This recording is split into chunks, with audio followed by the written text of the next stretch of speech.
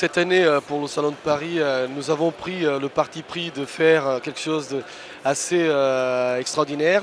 Donc d'un côté, nous avons mis, je dirais, les voitures un peu plus rationnelles. Donc vous avez la 159, la S547 et la 159 berline. D'un autre côté, nous avons la gamme de nos sportives, Brera, Spider, GT. Et au milieu, un écran de bonheur et de sportivité, qui est la Autochi Competition, et que nous avons donc décidé de concrétiser comme projet et qui sera produite à 500 exemplaires monde. Donc il fallait évidemment créer une ambiance spécifique par rapport à ça, créer un jeu de complicité avec les potentiels clients et avec tout simplement le marché.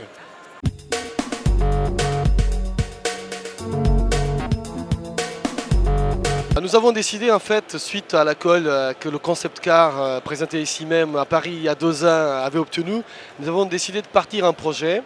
Donc il y a une équipe qui s'est créée pour développer ce projet et cette équipe est allée voir et piocher à l'intérieur du groupe. Et comme vous savez, le groupe est assez vaste en technologie et en savoir-faire sportif pour savoir et comprendre quels étaient, je dirais, les meilleurs équipements et outils à utiliser. Donc vous avez une voiture qui est dans la pure tradition Alfa Romeo avec un arrière coupé, code à tronc pour les alfistes, pour les entendus, qui viennent de la TZ, SZ. Une face avant donc qui rappelle la 33 Stradale, mais donc une voiture très très belle. Donc vous avez une répartition des poids parfaite, 49 à l'avant, 51 à l'arrière. Vous avez grande nouveauté, une coque qui est 100% en carbone, intérieur en carbone, un châssis en acier, donc une voiture qui sera très légère. Donc en fait nous visons 1500 kg de poids pour un moteur qui est de base Maserati mais retravaillé par nos ingénieurs et qui sera un V8 porté à 4,7 litres de 450 chevaux. Donc il y aura bien évidemment avec ce cocktail une voiture à sensation, mais à sensation je dirais élégante et tout à fait maîtrisée.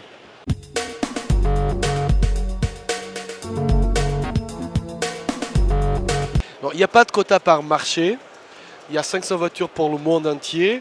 Je peux vous dire qu'il y a déjà une quinzaine de clients français qui ont commandé la voiture.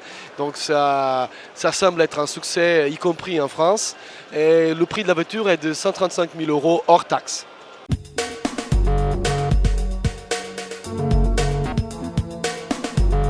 Je dirais qu'avec le Spider, on est déjà dans le rêve plus accessible parce qu'on est sur une palette de prix qui commence en dessous de 40 000 € jusqu'à 50 000 € en fonction des motorisations et des équipements. Et vous avez une voiture qui a été lancée, qu'on a voulu lancer d'abord en 2 motorisations essence qui sont, je dirais, celles les plus nobles pour un Spider, capot ouvert, au vent, joli bruit.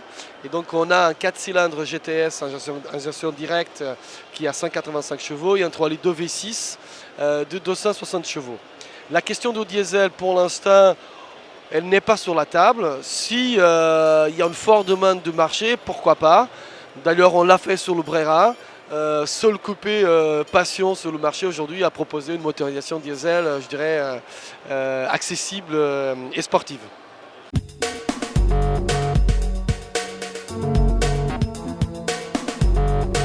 Les clients semblent dire non en fait. Il y a un très bon accueil du produit. C'est un produit qui a un très bon couple, très agréable à conduire. Donc il a tous les agréments d'une vraie Alfa Romeo, donc tenue de route et sportivité. Mais en plus, il y a un prix, une consommation qui vont de pair. Donc je dirais qu'il y en a pour tout le monde. Pour ceux qui souhaitent rester à l'essence, nous avons une offre de 2 moteurs essence. Et pour ceux qui veulent au contraire profiter d'une motorisation qui est très au goût du jour, ils peuvent le faire. Donc c'est le client qui choisit. Le client est roi.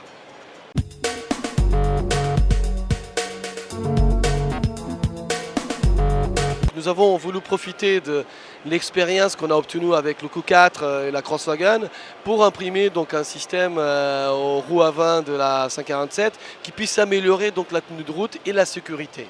Donc c'est une option qui va être commercialisée bien sûr en France, déjà sur toutes les versions TI qui sont des versions sportives, et après il sera au catalogue et vous pourrez la commander. On ne fera peut-être pas une version Q2, mais en fait ouvrira la palette de choix aux clients de choisir l'option Q2 sur n'importe quelle version.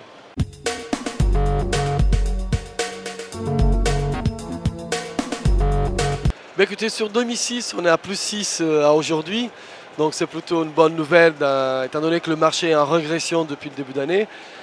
C'est, je dirais, le fruit du succès de la colle de nos produits. Je crois que sur 2007, on devrait stabiliser notre progression.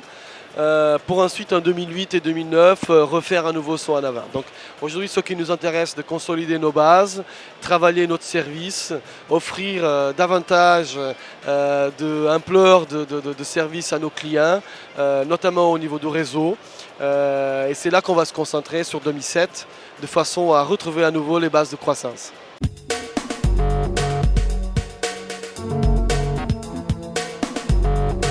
Je dirais que Alfa Romeo a toujours été une marque sportive, qui dit sportivité dit jeune, dit aussi accessible. Donc, notamment dans les années 60-70, on a toujours proposé des produits jeunes et accessibles. Donc on est en pleine réflexion sur le sujet. Et c'est vrai qu'il se pourrait qu'on donne des réponses assez rapides au marché sur cette question. Mais en tout cas, je dirais c'est encore un peu trop tôt pour en parler davantage de concepts ou de certitude de date de lancement.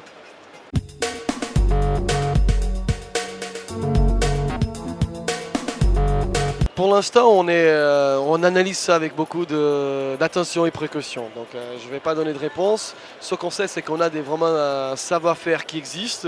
Donc, le retravailler, c'est notre mission, c'est notre vocation aussi. Et on saura apporter les réponses qu'en termes économiques, nous aurons la capacité de voir comme viable pour le marché français.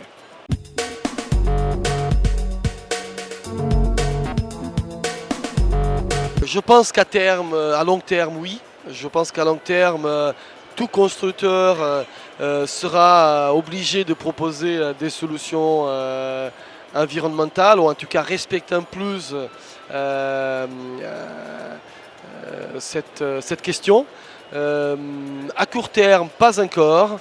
Je pense que ça reste encore l'apanage des marques, je dirais, généralistes qui produisent vraiment du volume, et que les marques spécialistes à faible volume, pour l'instant, peuvent continuer à offrir des concepts basés sur les deux motorisations, les deux combustibles aujourd'hui plus répandus, plus connus, donc l'essence et le diesel.